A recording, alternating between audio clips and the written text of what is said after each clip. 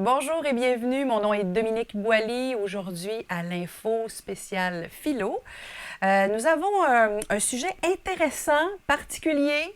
Vous voyez peut-être les airs. Vous savez probablement à quel endroit on est. On est visiteur, encore une fois, chez un homme intéressant, profond, qui nous amène ailleurs et à réfléchir surtout ailleurs et à toujours réfléchir. Il est un peu tannant d'ailleurs.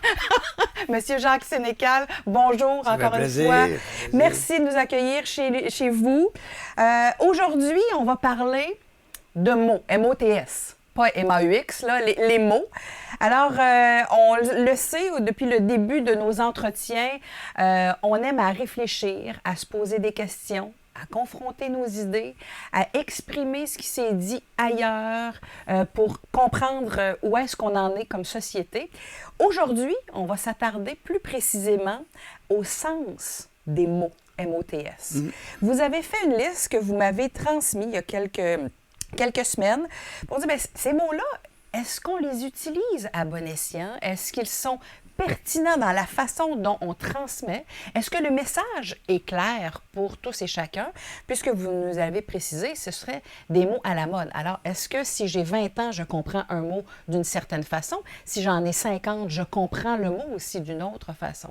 Expliquez-moi pourquoi on a choisi, en fait, ensemble, d'exprimer des mots à la mode aujourd'hui. Mais c'est que... C'est qu'en philosophie, c'est peut-être une déformation professionnelle. Probablement, et c'est ce qu'on aime. En philosophie, on a l'obligation, pour ainsi dire, de définir correctement les mots. Et c'est pas toujours le cas. Il y a des mots qui sont très difficiles à définir, même dans toute l'histoire de la philo. Mais on a quand même cette tendance-là, cette rigueur-là, c'est même une certaine obsession de bien définir les mots. Et je remarque que dans notre civilisation actuelle, avec les réseaux de communication actuels, on a développé depuis déjà une vingtaine, trentaine d'années une sorte de langue de bois. C'est-à-dire un langage qui veut plus ou moins rien dire ou qui veut dire tout, qui passe bien. Donc des passe-partout, des fourre-tout. Des passe-partout, sans qu'on se donne la peine de préciser exactement notre pensée. Okay.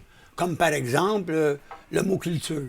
Oui. Le mot culture, on l'entend chez les Canadiens. Le Canadien a sa culture, change de culture. Le ministre de la Santé nous a parlé cette semaine d'un changement de culture. Puis, on parle d'une culture comme étant une business. Bref, qu'est-ce que c'est que la culture exactement? C'est jamais défini.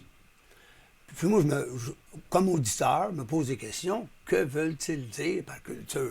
C'est un exemple. Oui. Et il y en a plein comme ça.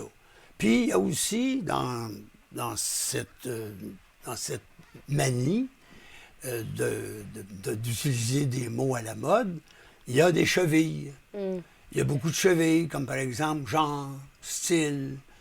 Comme. comme. Ouais. Ça veut dire quoi? C'est approximatif. Ouais. C'est comme, c'est pas tout à fait ça. C'est les gens, on est toujours dans l'approximation. Oui. On n'est pas dans la rigueur, on n'est pas dans la précision. C'est un peu comme ça que je le perçois. Oui. Mais personnellement.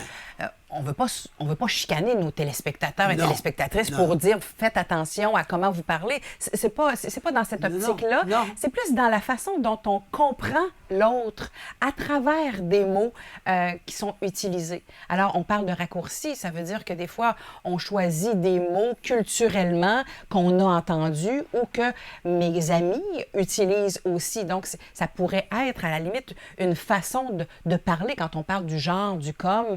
C'est peut-être une musicalité qui relève des gens qui sont autour de moi et qui parlent un peu comme ça. Oui, mais je me dis en même temps, ça peut être, j'ai entendu, c'est des gens autour de moi, c'est mes petits-enfants, c'est mes arrière-petites-filles. Oui, parce que vous les entendez, Ben, je les genres et comme. Puis ces gens comme. Oui, bon, oui. Ben, je leur dis pas un mot, c'est leur manière de dire les choses, mais c'est pas dans ma manière personnelle de dire les choses, de parler. Oui. Je suis plutôt porté à être moins approximatif, à être plus précis, être plus... à donner des définitions plus précises, à trouver les bons mots, les mots justes. Alors que dans le langage actuel, dans le langage médiatique, c'est des mots qui passent partout. Des mots qui passent partout, ou des mots, par exemple, qui à force d'être répétés, deviennent positifs. Comme par exemple, développement durable. Oui. On entend ça depuis 30 ans. On ne peut plus parler de développement si on n'ajoute pas durable. Mais le développement durable, ça vient du rapport Brundtland en 87. Puis en anglais, ça voudrait dire une exploitation supportable, endurable. Ah oui. C'est pas ça n'a pas la même portée. C'est pas la même portée. Alors, ça, c'est des exemples aussi de mots qui viennent un peu travestir le sens des choses. Parce que en français, un développement, une forêt qui se développe, c'est parfait, c'est durable. Mais quand on creuse des puits de pétrole, puis qu'on parle de développement durable... Ça fait mal, on dirait. Ça fait mal. Ça. Oui. C'est incohérent. C'est peut-être une exploitation supportable, mais c'est quand même pas un développement durable. Et ça, c'est un autre exemple. Des mots à la mode. Est-ce qu'on pourrait dire qu'on a un laisser-aller lorsqu'on utilise certains mots parfois? Parce que vous avez dit c'est une cheville. Est-ce qu'on passe par des trajectoires plus faciles? Est-ce que vous considérez que parfois, on n'a pas toujours le souci d'être le plus j'allais dire, analytique dans la façon dont on choisit nos mots? Moi, je pense que oui. Je vais vous donner des exemples encore une fois. Le mot dépôt. Bon, le mot dépôt en anglais signifie entrepôt. Mais ça vous l'aimez beaucoup parce que j'ai lu votre texte, là. Je vous écoute. Puis, le mot dépôt, il est utilisé partout maintenant. Du jeans dépôt, il y a même une sac dépôt. C'est un entrepôt, mais c'est pas un endroit où on dépose des choses. Alors que le dépôt, en français, c'est plus proche du dépotoir que de l'entrepôt. Alors, ça, c'est un autre exemple. Vous avez un autre exemple aussi qui me tombe un peu sur les nerfs, c'est le mot problématique. Il n'y a plus de problème, parce que c'est trop problématique. Problématique, ça passe mieux. C'est plus scientifique que problème. J'ai même entendu un conseiller municipal dire, il était avec son micro, il dit, moi, j'ai bien des problématiques avec mon micro. Tu sais. Mais en fait, c'est des problèmes, des difficultés. Oui, mais problématique, plus précisément, c'est une approche de problème. Une problématique politique, par exemple, c'est une manière d'approcher des problèmes politiquement. On peut parler de problématiques écologiques. C'est une manière d'aborder des problèmes écologiquement. C'est pas un problème. C'est une manière d'aborder des problèmes. Mais on l'a éliminé complètement. Ça a changé de sens. C'est un problème. Puis c'est un petit problème. Parce que le mot problème est fatigant. Alors, problématique est plus scientifique. J'ai même entendu dire, à propos de la police de Montréal, qu'il y avait auparavant une escouade criminelle. Maintenant, c'est une escouade criminaliste. Ça fait plus scientifique. Criminaliste ou criminalistique, quelque chose comme ça. On a tendance à scientifiser, à mettre des mots proches de la science pour que ça passe mieux. Pour amener de la crédibilité pour amener à notre propos, peut-être, ou à notre entité, là, peu importe. Alors que dans le mot problématique, justement, c'est un changement de sens complètement. Un autre exemple, l'exemple d'expertise. Oui, vous l'aviez, ça, dans votre liste. On dit souvent ça, l'expertise. Mais une expertise, c'est une analyse d'expert. C'est pas une expérience. En anglais, c'est peut-être une expérience, c'est peut-être un savoir-faire. Mais en français, c'est une analyse d'expert. On parle de l'expertise d'un tableau, par exemple. Il y a des experts qui se sont penchés sur un tableau pour dire, voici, ce tableau-là, il est authentique. C'est dû à une expertise, dû à une analyse. L'analyse d'expert. Une analyse d'expert. Alors qu'aujourd'hui, on prend le mot expertise dans le sens du mot expérience. C'est déformer le mot, c'est déformer le sens. C'est lui donner un autre sens qu'il avait originellement. Il n'a plus le même sens. Dites-moi ce qui vous agace dans tout ça, M. Sénécal, qui vous dérange dans la façon dont on utilise certains mots? Mais ce qui me dérange, c'est que c'est changer la signification originelle et originelle des mots. Moi, quand j'étais prof, puis j'utilisais le mot problématique, je l'utilisais dans le sens d'une approche de problème. Je vais vous faire aujourd'hui une problématique écologique, c'est-à-dire je vais aborder les problèmes de manière écologique, ou une problématique politique. Mais aujourd'hui, problématique, c'est pas ça. C'est un problème. Alors, comme prof de philo, je trouve qu'il s'est manqué de rigueur. Ouais. Je trouve que c'est sortir de la précision pour aller dans l'approximation. Puis finalement, le mot expertise veut dire quoi exactement? Savoir-faire, expérience, qu'est-ce que ça veut dire? On ne sait plus. Alors ça, ce sont des exemples qui sont répétés souvent. Les mots changent de sens ou prennent beaucoup de sens, de sorte que quand on parle, on se pose des questions. Qu'est-ce qu'il veut dire exactement? Il y a trop d'approximations, d'après moi. Mais alors, on ne répond pas toujours à la bonne question ou adéquatement à la question parce que la notion de sens ou de rigueur n'est pas toujours présente. C'est ça. OK. C'est ça. C'est ça qui me fatigue, Ouais. personnellement. Mais c'est peut-être une marotte personnelle, là. Ça a l'air à bien passer pour tout le monde. Moi, j'ai jamais vu un journaliste, par exemple, condamner le coach du Canadien de parler d'ADN, puis de parler de culture. Ça passe. Mais n'empêche, je me pose des questions. Moi. C'est quoi, qu'est-ce qu'il veut dire par ADN du Canadien? Oui. Qu'est-ce qu'il veut dire par changer de culture? Parce que l'ADN, là, c'est de l'acide désoxyribonucléique. Oui, oui, qui se trouve dans les gènes. Oui, exactement. On fait référence à de la génétique ici, là, Oui. si on va chercher l'essence même de ce que c'est que de l'ADN. Oui, oui. Bien, c'est quoi l'essence même du Canadien? Oui. C'est quoi l'identité Oui. du Canadien? Alors, c'est ça qu'il faudrait se poser comme question. Pas dire, voici, c'est l'ADN du Canadien. Mais là, C'est l'identité du Canadien.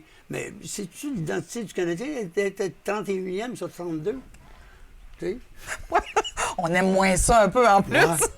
Mais une autre question là, qui me vient à l'esprit avant de passer la liste des autres mots à la mode, est-ce que vous pensez que ces choix-là, parce que vous avez été professeur de philo pendant plusieurs années, est-ce qu'il y a eu, à travers les décennies, des mots qui ont été aussi à la mode, où vous croyez que ce sont des mots, cette rigueur-là qu'on a un peu moins, est-ce qu'elle est récente d'une dizaine d'années, d'une vingtaine d'années? Est-ce qu'on a toujours eu ces mots à la mode-là? C'est une question à laquelle je ne peux pas répondre vraiment parce que j'ai pas vu plusieurs vies. Hein. Il y en a eu juste une. Mais effectivement, il y a quand même des mots chevilles ou des mots à la mode. Je me souviens quand j'étais plus jeune, too much, c'était très, très important. Mais-en. Oui. C'est très C'est important. vrai. Puis même la publicité, je fais juste une petite parenthèse, la publicité utilisait des expressions Oui, oui. très, très québécoises. Oui, oui. Peut-être pas toujours avec la Non. rigueur, mais on faisait des jeux de mots Oui. et tout. Puis ça, est-ce que c'est bien? Ben, j'ai rien contre ça. Peut-être que mon propos a une allure d'arrogance, mais c'est non. pas ça du tout que je veux. Je veux surtout me mettre au clair qu'aujourd'hui, enfin, depuis une trentaine d'années, un peu comme Orwell dans son livre 1984, un peu comme Orwell le dit, on utilise une novlangue, une langue qui ne veut plus rien dire, tu sais, qui a plusieurs significations, qui passe facilement. Qui est éphémère? Je ne sais pas. J'espère. Oui. J'aimerais ça que ce soit éphémère et que ça reste pas. J'espère. Parce que je trouve que dans toutes les langues, il y a des mots précis qui ont des significations précises et il faudrait peut-être retrouver cette rigueur-là. Oui. Sinon, on tombe dans une espèce de langue de bois, de neuf langues, dont parlait Orwell. Puis, ça veut dire quoi? Ça veut dire que dans une société donnée, ben, on parle comme ça parce qu'on ne veut pas dire toutes les choses. On veut les évacuer. On veut évacuer certaines choses. tu sais. C'est très intéressant ce Oui. que vous amenez. C'est-à-dire qu'on est inconfortable. Est-ce qu'on pourrait dire qu'on est parfois inconfortable ou on manque de connaissances pour exprimer ou choisir des mots adaptés? C'est possible, c'est fort possible, ça peut être ça.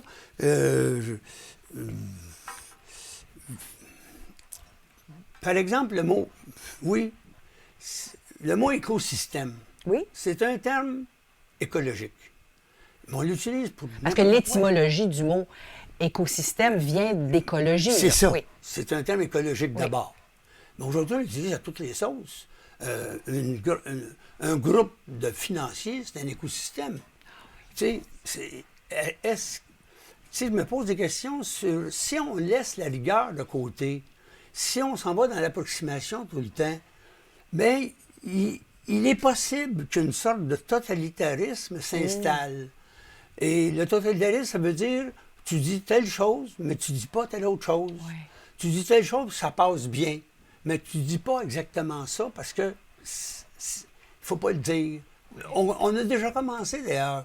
Faut pas dire le mot en N, faut pas dire le mot en A, faut pas dire le mot... Tu sais, bon. Oui.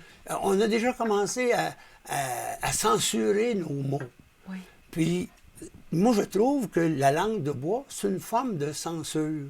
Tu sais, dire « il y a un adulte dans la pièce », ça veut dire quoi? Qu'est-ce que ça veut dire, ça, pour vous, là, dans ce que vous comprenez, avoir un adulte dans la pièce? Qu'est-ce que Bien, ça ça veut peut dire? vouloir dire, il y a quelqu'un, ça peut vouloir dire, je ne sais pas, plusieurs choses. Ça peut vouloir dire quelqu'un qui fait une critique. Ça peut vouloir dire quelqu'un qui a de la rigueur. Qu'il y a de l'autorité? Qui a de l'autorité. Oui. Qu'est-ce que ça veut dire, un adulte dans la pièce? Ça veut dire que c'est pas un enfant. Oui. Ça veut dire que c'est pas un crédule. Oui. Ça veut dire que c'est pas un innocent. Ça veut dire, mais pourquoi ne pas le dire exactement? Comme ça. Pourquoi dire un adulte dans la pièce? Tu sais, mais ça passe. Ça passe, puis ça devient une sorte de mot à la mode qu'on utilise. Il y a eu un éléphant dans la pièce, là, il y a un adulte dans la pièce, il y a un plafond de verre, il y a toutes sortes de termes comme ça qui sont très à la mode, mais on ne sait pas exactement ce que ça veut dire. C'est des images, mais ça évacue peut-être une critique ou ça évacue un affrontement sur un sujet délicat. Ça peut vouloir dire ça aussi. Ça peut vouloir dire ça, une évacuation d'une véritable confrontation. Oui. Donc, on se protège On se parfois protège. à On se travers protège. le choix de C'est nos ça. mots. On Oui. pourrait dire ça. Oui. Tu sais, en pensant parce qu'on n'utilise pas un mot à la mode, on pourrait se dire que c'est essentiellement parce qu'on n'a pas le bon choix de mots, qu'on manque de rigueur. Mais j'ai envie de nous dire que parfois, on se protège peut-être Oui, des certainement. choix de mots Ben oui, on se protège de quoi? utilise. Oui, bien c'est ça. On se protège de quoi? On se Ouais. protège De notre ignorance, du risque d'être confronté. C'est ça. Du temps qu'on n'a pas toujours... Parce que là vous avez nommé un peu des éléments et vous avez fait référence au sport tout à l'heure. Il y a, après le match de hockey, quelques questions, c'est rapide et ensuite on en discute. Le choix des fois des expressions à la mode ou des mots à la mode font que on n'a pas toujours le temps de débattre, le temps de s'exprimer. Il y a ça aussi. Oui. Il y a ça aussi. Ça, c'est entendu. Ça réconforte. C'est confortable, comme vous dites, parce que ça évacue les chicanes. Oui. Puis aussi, on n'a pas le temps. Mais ça, ces choses-là, ces attitudes-là que vous soulignez, moi, je trouve pas ça positif trop, là. Tu sais, pourquoi ne pas se donner le temps d'aborder un problème pour vrai? Oui. C'est entendu que avec les nouvelles communications, il faut aller vite. Oui. Tu sais, un politicien dans une mêlée de presse, il faut qu'il dise à peu près quelques mots, en quelques secondes. Alors qu'il y a 50 ans, on pouvait l'interroger pendant une demi-heure. Oui. Tu sais, il y a une rapidité, il y a un changement dans le temps, puis ça exige des raccourcis, puis ces raccourcis-là exigent aussi une évacuation des mots précis. Oui. Des mots précis, puis surtout, c'est ça le risque, le plus grand risque, c'est que ça évacue les véritables confrontations, les véritables problèmes. Les véritables problèmes qui doivent être soulignés, puis débattu puis achevé. Exprimer, oui. Il faut se libérer de certains problèmes.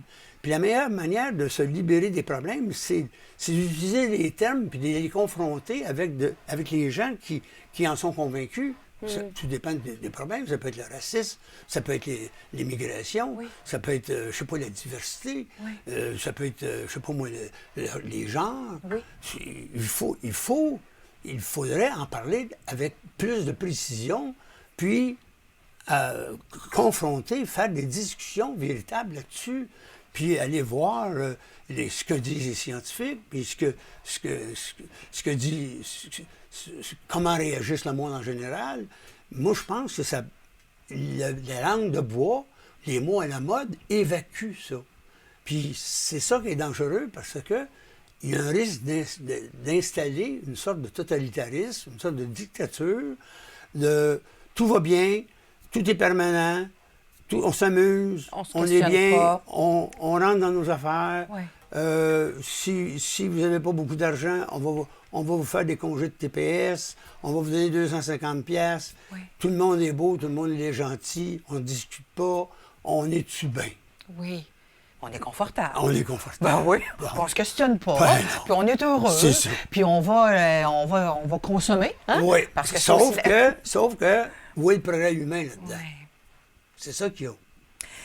Là, il me vient d'autres questions que je Allez-y. n'avais pas écrites Allez-y ici, mais vous avez vu, vous me l'avez dit, il y a quelques semaines, l'émission sur les mâles alpha. Oui. Bon. Ça aussi, c'est une expression, les mâles alpha, Oui.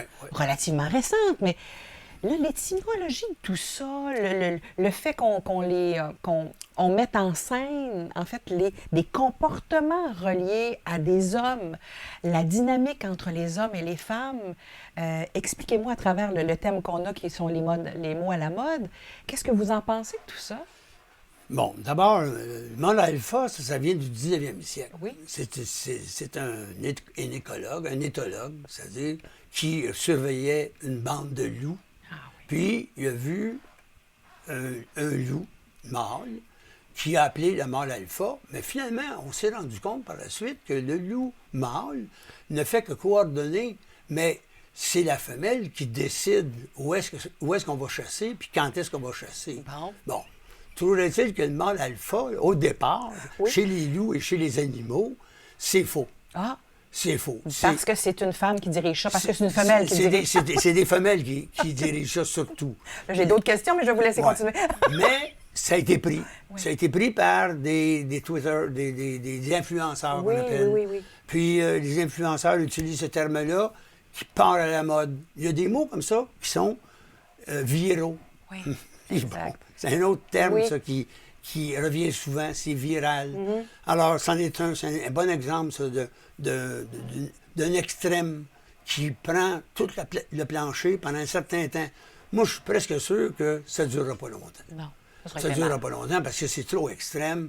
C'est une exagération absurde. On va se rendre vite compte, finalement, que les mâles alpha, c'est une image, c'est une exception chez certains individus malades. Oui. C'est une pathologie, dans le fond. Moi, je trouve ça. On n'y va pas avec le dos de la cuillère, là. Ou le dos de la main morte pour des péronismes. Oui. Alors, merci pour cette réflexion. Mais n'empêche, ça m'amène quand même à un autre terme, qui est le mot toxique. Ah oui, parce que des gens, on qualifie les gens ou des femmes, des hommes de toxiques. Mais là, encore une fois, c'est grave. C'est très grave. La toxicité, c'est grave, la toxicité. Oui. Tu peux en mourir, là. Oui. C'est une substance toxique, là, ça empoisonne, ça. Oui. Puis, effectivement, il y a des gens qui nous empoisonnent la vie. Puis, ils ont peut-être raison d'utiliser le mot toxique. Mais, n'empêche qu'on l'utilise trop souvent. Ça serait peut-être intéressant de savoir qu'est-ce qu'il y a derrière cette toxicité-là. Ça, encore une fois, c'est une évacuation d'une rigueur, d'une précision de termes, de signification. Parce que c'est entendu, le PDG, un PDG toxique, il est toxique pourquoi? Il doit avoir toutes sortes de toxicité. Puis, ça serait intéressant, au lieu de l'appeler toxique, de lui dire, de dire exactement en quoi il est insupportable. Oui. Ça serait plus précis, puis on avancerait plus. Mais là, quand on met toutes sortes de comportements derrière le mot, derrière un seul mot, bien, finalement, on règle des problèmes, mais on n'entre pas dans les détails, puis on ne sait pas exactement ce qu'on veut dire par toxicité. Et quand on entre dans les détails, M. Sénécal, Oui. on raffine notre analyse. On raffine notre analyse, et là, on peut aborder des problèmes graves. Oui. Puis ces problèmes-là sont souvent inconfortables, dérangeants. Alors, c'est pourquoi on les évacue, on s'en tient à un mot, puis derrière le mot toxique, qu'est-ce que c'est? Il doit y avoir... moi, personnellement, j'en ai rarement rencontré des boss, des PDG ou des supérieurs toxiques. J'en ai... Je pourrais toujours en nommer, là. Je pourrais toujours en trouver si je me forçais. Oui. Mais, tu sais... On va laisser faire. Non, mais il reste que cette toxicité-là, en quoi elle est due? Oui. Bien souvent, dans mon temps, en tout cas, ça fait pas tellement longtemps, ça, 30 ans, 25 ans, quand un directeur des ressources humaines nous fatiguait, on lui disait, tu nous déranges, là, puis est-ce qu'il était toxique? Je ne sais pas trop. À quoi ça consiste exactement? Oui. Puis c'est toxique pour qui? C'est toxique pour quelqu'un qui est fragile ou c'est toxique pour quelqu'un qui en a vu d'autres? On ne sait pas trop. Ou qui s'affirme puis qui confronte aussi. Oui. On ne sait pas. Alors, c'est pour ça que derrière ces termes-là, tant qu'on ne va pas dans la rigueur, tant qu'on ne va pas dans la précision, ça reste flou, ça reste approximatif, ça évacue d'autres problèmes. C'est ça ma marotte à moi, ma hantise, dans le fond, c'est que une langue qui est trop confortable, j'aime bien ce terme-là, qui est à la mode d'ailleurs, risque de faire venir un totalitarisme. Puis ça, j'ai peur de ça. J'ai peur de ça, j'ai vécu ça étant jeune. Quand j'étais au collège, c'était l'autorité religieuse.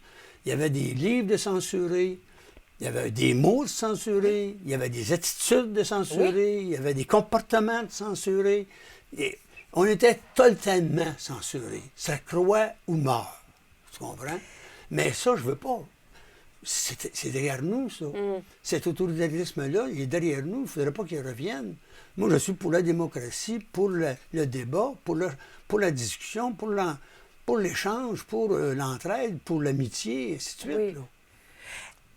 Et lorsqu'il y a eu ces années-là où il y avait des livres qui étaient à l'index, on ne pouvait pas lire certains on auteurs. lisait quand même. Oui. On lisait quand même en cachette. Oui. Puis ça, c'est pas propre au Québec, c'était partout. Là. Sous Louis XIV, sous Louis XVI, ça fait longtemps que ça existe, des livres, des propos qui sont lus en catimini.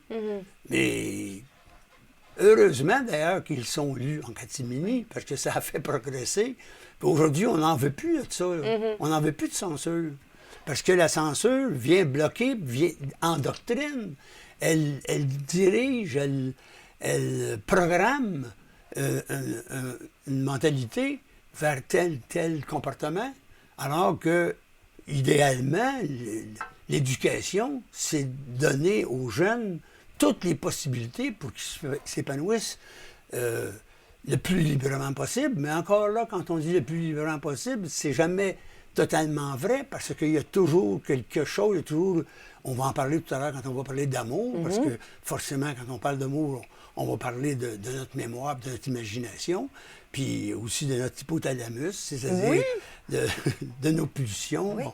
Alors, quand je dis libre, épanouir librement, encore là, il faut l'expliquer, il faut y mettre beaucoup de guillemets au mot libre, mais quand même, c'est beaucoup mieux de laisser beaucoup d'outils aux jeunes plutôt que de le censurer, de lui dire tel mot tu ne dois pas le prononcer ou tel livre tu ne dois pas le lire. Ça, c'est un départ d'endoctrinement, un départ de programmation mentale.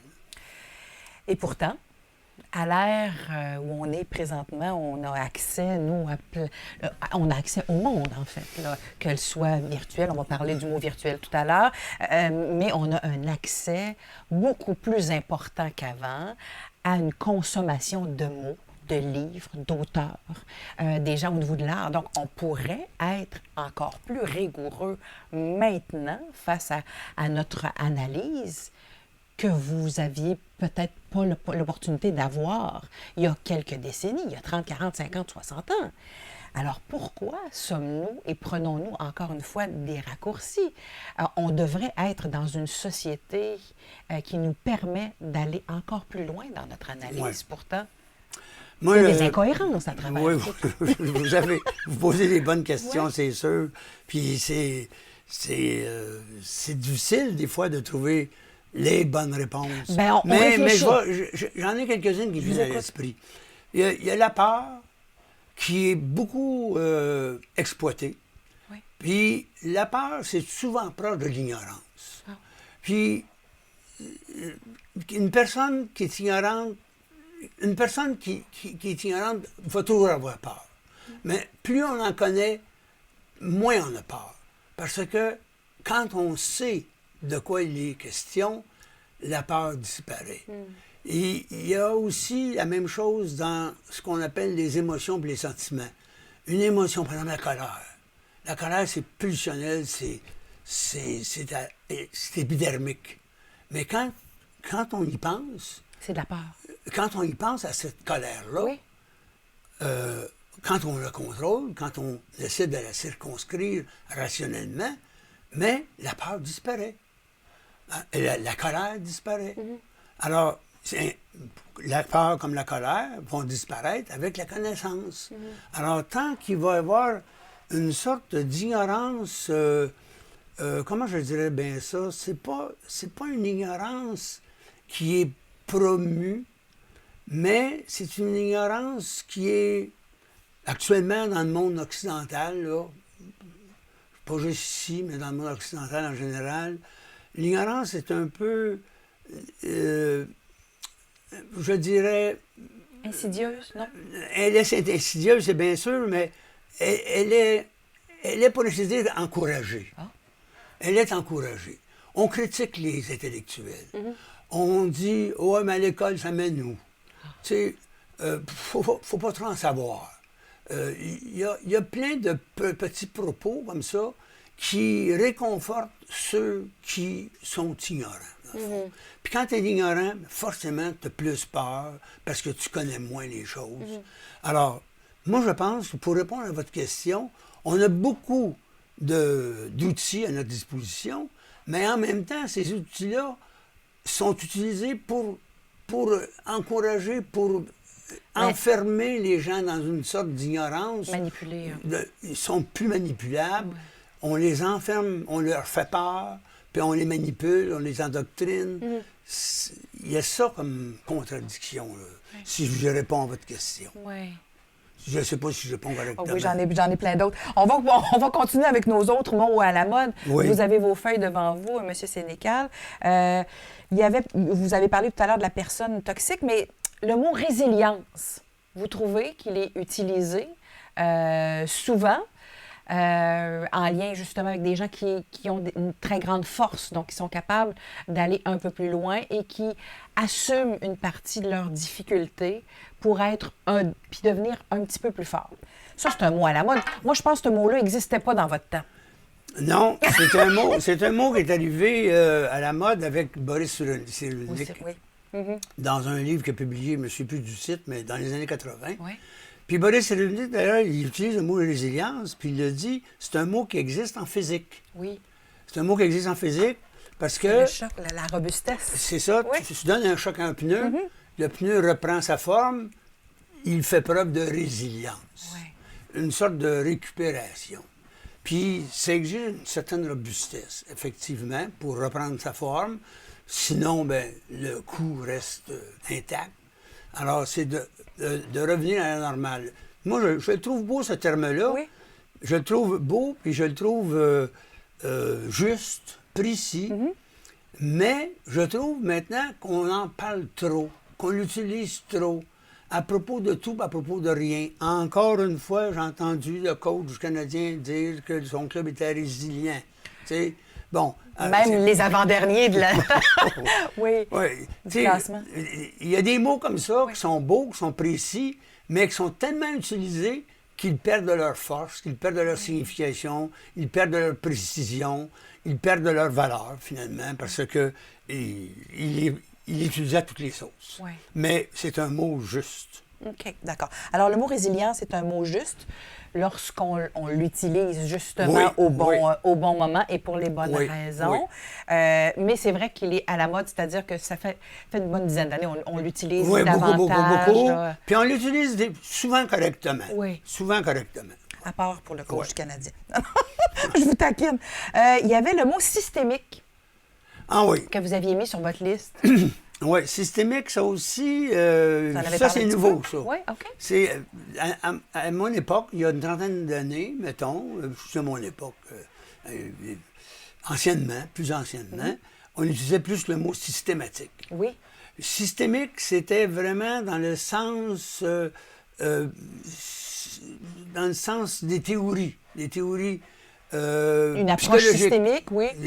Notamment en psychologie Oui.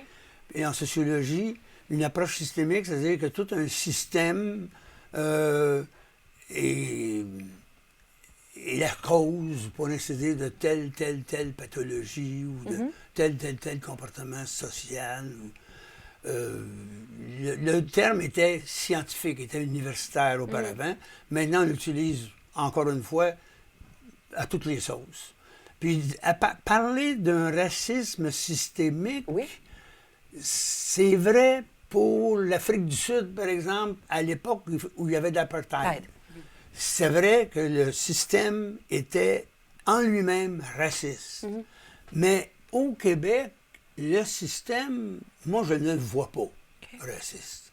C'est pour ça que parler de racisme systémique au Québec ou au Canada, aux États-Unis peut-être, parce qu'il y a des lois aux États-Unis qui empêchaient les Noirs ou qui mettaient toute une communauté, les Noirs notamment, ils mettaient des obstacles dans leur processus de vote, par exemple. Aujourd'hui, je pense que tout le monde peut voter correctement, mais c'est quand même relativement récent. On pourrait parler à ce moment-là d'un racisme systémique, mais ici, au Québec, au Canada, moi, je ne vois pas de racisme systémique personnellement. Mais pourquoi on insiste tant sur le racisme systémique? Ça, je me pose tout le temps des questions, parce qu'il y a des termes comme ça qui sont utilisés puis qui font mal. Oui. Ils font mal parce qu'ils généralisent. Tu sais, dire racisme systémique, ça veut dire c'est tout le système. Oui. C'est tout le monde, c'est tout l'appareil politique qui est raciste. Alors, je trouve que c'est utiliser un terme d'une manière exagérée. Là. Et pour faire peur? Pour faire peur. Peut-être. Pour faire peur. OK, Pour d'accord. faire peur. Je suis là, votre propos, oui, là. Oui, pour faire peur. Si c'était pour générer du débat ou de la confrontation ou, je ne sais pas moi, de la réflexion, bien, on n'utiliserait pas ces termes-là. Oui. Il y a des termes comme ça qui sont nettement extrêmes, exagérés, puis qui empêchent de parler, qui ferment la gueule. Oui, puis on aime moins ça. Ouais. Alors, un autre thème que vous avez listé, vous avez mis sur votre liste, en fait, virtuel. Le mot virtuel, ça doit exister juste depuis la pandémie où on fait de la virtualité. Ce mot-là doit être très, très récent. Monsieur Sénécal. Je le sais bien, Oui. mais dans le fond, c'est un vieux mot. Oui. C'est un vieux mot qu'on trouve chez les Grecs. Ah. Hein? En fait, originellement, le mot virtuel veut dire être capable de, être en puissance de. Par exemple, Aristote va dire un homme est un papa virtuel. Ah. Donc, une potentialité. Il y a une potentialité d'être peur. OK. C'est une potentialité. Mais aujourd'hui, le mot virtuel a changé de sens. Oui. Complètement. Le mot virtuel aujourd'hui veut dire je ne sais pas. Je ne sais pas ce que ça veut dire. Je ne sais pas. Je me pose des questions. Qu'est-ce qu'on veut dire par virtuel? Est-ce qu'on veut dire qu'on n'est pas en présence? Oui.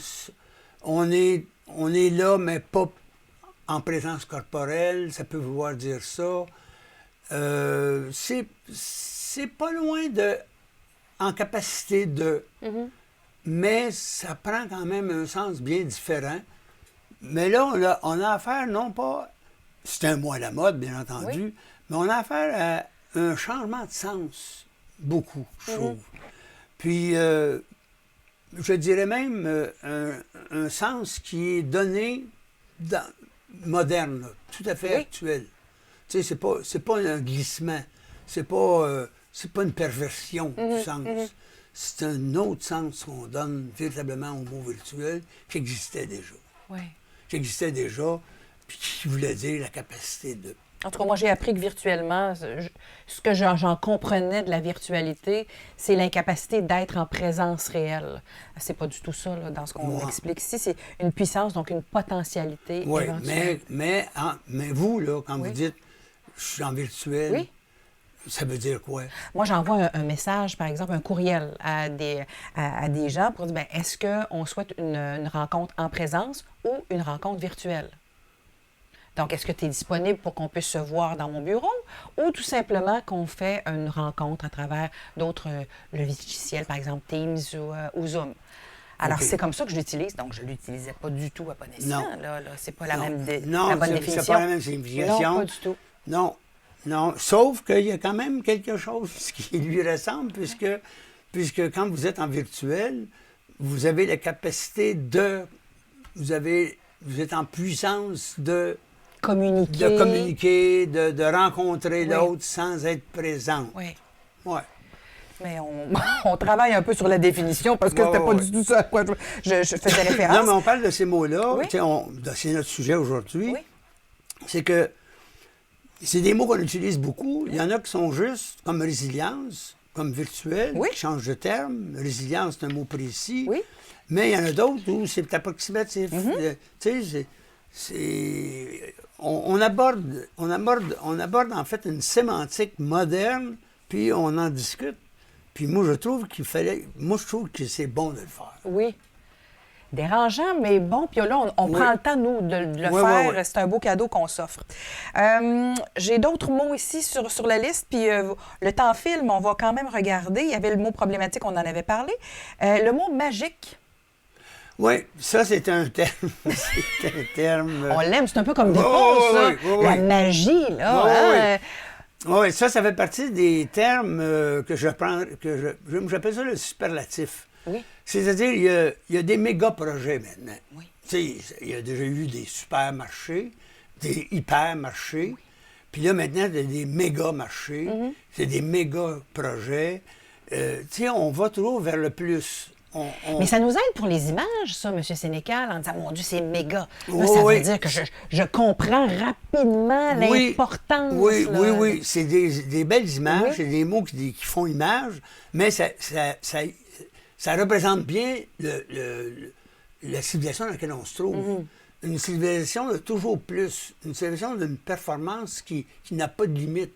On se pose des questions des fois, puis d'ailleurs, il y a des philosophes qui n'ont pas de limite. Je pense aux transhumanistes, par exemple, qui disent l'être humain va être augmenté à tel point qu'il va devenir immortel. Bon, j'exagère un peu, mais j'exagère à peine, puisqu'il y en a qui le prétendent, que la vieillesse est une maladie, qu'on peut guérir la vieillesse. Bon, alors on est dans cette civilisation-là, actuellement, de toujours plus, c'est-à-dire, il y a une sorte de démesure. Oui. Moi, personnellement, la démesure, je crains ça. Oui. Je crains ça parce que là où il y a de la démesure, il y a forcément de l'exagération, mais il n'y a plus de raison. Il n'y a plus de balises, il n'y a plus de repères. La démesure, disait un philosophe de l'Antiquité, il faut l'éteindre plus vite, plus rapidement que si la maison est en feu. Oui. C'est très grave, la démesure. Puis les philosophes grecs et latins, d'ailleurs, les vieux philosophes et les sages en général, peu importe d'où ils viennent, sont pour la mesure, sont pour la modération. La mesure, c'est-à-dire, tu as des repères dans la vie, puis tu as les outils pour les mesurer, ces repères-là. Donc, il y a une mesure possible chez l'être humain. Mais avec le mot magique, avec le mot méga, avec les mots wow, Oui. tu sais, quand tu ne sais plus, c'est wow. Mais là, on tombe dans la démesure. Alors, c'est pour ça que c'est ça que je crains. Ce que je crains, dans le fond, c'est pas les images, c'est la démesure qui n'est pas contestée. Oui, en plus. Elle n'est pas contestée du tout. La démesure, on la laisse aller. Oui. Puis, ça peut générer des risques. On devrait avoir peur Oui. de ça. Oui. Beaucoup plus qu'autre chose. Alors, magique, on le considère comme un superlatif. Comme un superlatif. Une exagération. Puis, forcément, aussi, il faut le dire, parce que le mot magique, c'est... Bon, on sait que c'est... ça sort de l'ordinaire, c'est presque surnaturel. La magie, c'est presque surnaturel. Oui. Quand la magie n'est pas naturelle. En tout cas, c'est un peu comme ça que les êtres humains perçoivent la magie. Quand on dit que c'est un magicien, il y a quelque chose... il nous dépasse. Oui. Ça dépasse. Il nous dépasse. Il y a un don. Il y a quelque chose de divin en lui. Oui. C'est un magicien, il est presque divin. Oui. Alors, mais notre monde, il est magique. Oui. Fait que notre monde, il est extraordinaire. Oui. On ne le confronte pas, encore une fois. Il est magique, il est ça aussi, j'ai une question. Est-ce que c'est juste ici, chez nous, là, où on a des mots à la mode, où on s'exprime assez rapidement, mais c'est occidental? Oui, c'est occidental. Puis moi, je trouve, en tout cas, à regarder les films étrangers, oui? je trouve que il y en a partout. Oui. Il y en a partout. Puis moi, je trouve que nos mots, à nous, les Québécois, sont plus imagés. Oui. Moi, je trouve ça. Moi, si je compare, par exemple, aux Français, oui. aux Parisiens, qui ont tendance au raccourci. On ne dit pas d'habitude, on dit d'hab. Oui. Je ne sais pas si ça se dit ici, mais je pense que c'est plutôt parisien. Puis ils font beaucoup du verlan aussi. Beaucoup de verlan. Ici, on n'en fait pas. Oui. Alors, moi, je trouve que notre langage, à nous, il est plus imagé, puis en même temps, il se comprend mieux. Oui. En gros. Bien, il faut dire que je suis québécois, là. Oui. Je ne suis pas parisien. Puis est-ce que, quand vous dites « se comprend mieux », parce qu'on a une langue à protéger, là, nous, on sait ça depuis plusieurs décennies, là, notre langue française, surtout ici au Québec, là, on doit bien s'en occuper. Est-ce que vous croyez qu'à travers nos mots, là, MOTS, là, est-ce que ces mots-là sont bien préservés? La langue de bois, c'est une bonne langue française. Oui. C'est fou à dire. Oui. Là. Mais j'écoute mes petits-enfants, puis les plus jeunes, puis ils ont beaucoup de mots anglais. Beaucoup, beaucoup. J'écoute les séries aussi à la télévision, puis il y a beaucoup de mots anglais. C'est pas la langue de bois, c'est la langue populaire. Oui. Dans la langue populaire, il y a beaucoup de mots anglais. Je trouve ça. Il y en a qui ne voient même pas. Moi, je parle à mes petits-enfants, puis ils utilisent des mots anglais. Je leur dis plus que c'est anglais, parce que pour eux autres, c'est vous le disiez avant? Ben oui. Puis là, mais j'étais un papa fatigant. Qui reprend constamment. Qui reprend tout le temps. Ben Là, oui. là, je les laisse aller. Mais, tu sais, ils vont utiliser des termes anglais couramment. Mais je ne les reprends pas. Non. Mais c'est pas la langue de bois, là. La langue de bois est en français. Oui. Puis, moi, je trouve, je suis le vieux jeu, je suis la vieille école. moi, je suis un peu de l'école de, je ne sais pas si vous connaissez, de Frère Untel. Oui, mais je n'ai pas connu personnellement. Les insolences du Frère Untel. Oui. Tu sais, qui critiquait la langue populaire. Moi, je n'aime pas la langue populaire. J'aime la langue française. Moi, je préfère le théâtre français que le théâtre québécois. C'est pour dire, hein? Oui. C'est rentré de... J'ai été éduqué comme ça.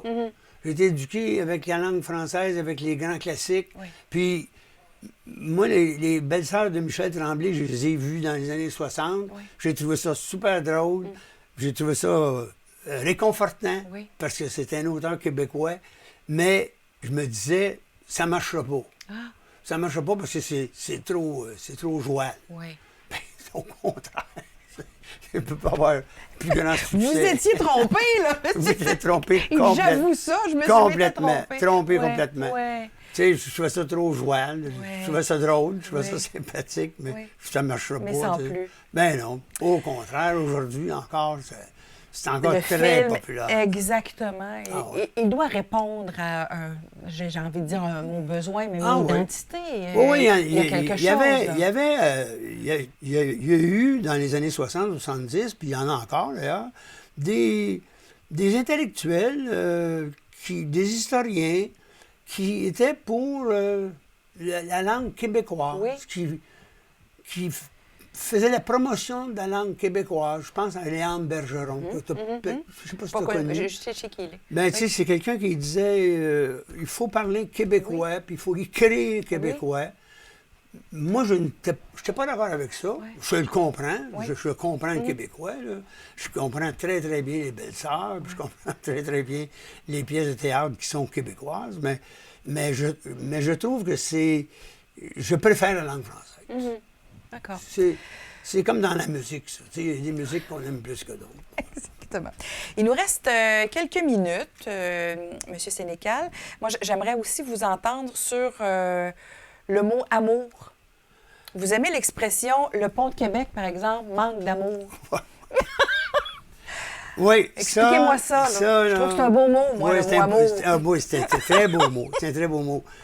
Moi, je vais vous raconter une anecdote. Oui. Avant de dire à une personne, quand j'étais jeune, je t'aime, j'y ai pensé peut-être pendant 2 ans. Oui. Parce que pour moi, le mot amour, c'était pas n'importe quoi. Il y avait une portée. C'était un engagement. Là. Un engagement. Alors qu'aujourd'hui, tout le radio, je vous aime, tu sais. Le mot amour, il est galvaudé. Puis, je trouve ça triste parce que il veut dire quoi? Tu sais, quand on dit que le pont de Québec manque d'amour, ça veut dire quoi? T'sais? C'est un peu comme le mot empathie. Oui. Tu sais, le mot empathie, c'est un beau mot. Le mot empathie, il vient du bouddhisme. C'est-à-dire, tu es empathique quand tu te mets dans la peau de l'autre, mais que tu restes froid. Tu n'es pas en sympathie. Sympathie, tu t'émeus. On est deux à s'émouvoir. Mais en empathie, tu te mets dans la peau de l'autre, mais toi, tu restes froid. Tu restes neutre. Tu restes neutre, mettons. J'allais dire raisonnable, mais mettons neutre. Alors qu'aujourd'hui, le mot empathie est utilisé pour toutes sortes de raisons. Là, il veut dire sympathie, il veut dire amour, parfois. Il veut dire n'importe quoi. Là, c'est comme le mot éthique aussi. Il est utilisé, encore une fois, les joueurs du Canadien font du travail éthique. Ils jouent éthique. C'est un joueur éthique. J'attends votre ironie. Non, mais c'est vrai ce que je vous dis. Oui. Alors, c'est des mots qui sont importants. Amour, éthique, empathie. C'est des mots qui ont leur précision, leur signification précise. Sauf qu'on les galvaude maintenant. Ouais. On leur donne plus le poids significatif qu'ils avaient auparavant. Dernière petite question. Est-ce que vous croyez que dans les villes ou dans les régions, on a des mots à la mode de façon plus importante dans les régions que dans les villes, par exemple?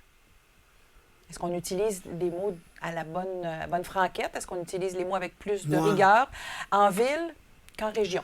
Moi j'ai fait plusieurs régions, j'ai vécu en ville, puis j'ai pas tellement vu de différence. Non. Non, j'ai pas tellement vu de différence. C'est ceux qui ont des petits... Des régionalismes? Des régionalismes, Oui, on pourrait dire ça. mais c'est pas si marquant que ça. Non. Puis au lac Saint-Jean, c'est ceux qui ont leur en Gaspésie aussi, Oui. puis ici même, dans la région de On a des Trois-Rivières, petits Mauricie. accents, oui, des des petits accents. expressions qu'on Mais utilise. c'est pas marquant. Là. Ouais. C'est pas dérangeant du tout. Puis à Montréal, moi, j'habitais dans un quartier francophone, puis c'était montréalais. Oui. Ça ressemblait beaucoup au Montréal que j'ai connu jeune. Quand je suis parti en 2006, ça devenait de moins en moins. Moi, quand je suis arrivé là, dans la dernière partie de ma vie à Montréal, je suis arrivé là dans un quartier francophone assez âgé. Mais quand je suis parti, 22 ans plus tard, c'était jeune et riche. Oui. Ça va changer. Là. Là, il nous reste quelques secondes. J'aimerais faire rapidement un bilan de nos mots à la mode aujourd'hui, parce qu'on a fait quand même une tournée. Oui, on a parlé on a fait une belle tournée. Oui, tout à fait. Alors, merci pour cette belle réflexion, M. Sénécal. Vous nous avez permis de réfléchir sur les mots qu'on a utilisés, la rigueur à utiliser. Oui, moi, je trouve ça important, la rigueur. La façon dont on l'utilise, les expressions. Puis je vais ajouter mon petit grain de sel parce que j'aime beaucoup les images. Donc, j'ai envie encore de croire que notre langue est belle, notre langue est douce. Et même si on l'image et on passe peut-être rapidement sur certaines expressions, je trouve que c'est quand même une partie de notre identité, un peu comme une musique. Hein? La musicalité, il y a eu Elvis, il y a eu de grands, des gens qui sont allés chercher l'essence même de plusieurs choses, mais quand on écoute la musique d'aujourd'hui, c'est comme si c'était passé avant nous, là, quand même. Alors, toute cette belle musicalité-là dans nos mots, gardons-la. Êtes-vous d'accord avec moi? Ben oui. Ouais. Puis je trouve, Dominique, que vous parlez très bien le français. Oui, merci, c'est gentil. On essaie, en tout cas. Vous parlez là. très bien le français. J'ai pas entendu un anglicisme Ouais. dans votre langage. J'ai pas entendu fuck. Puis j'ai pas entendu... Non, ça, on essaie de faire attention à la télé. Mais on en voit beaucoup, on entend trop. Oui. Merci encore une fois, M. Sénécal, et au plaisir de vous revoir bientôt.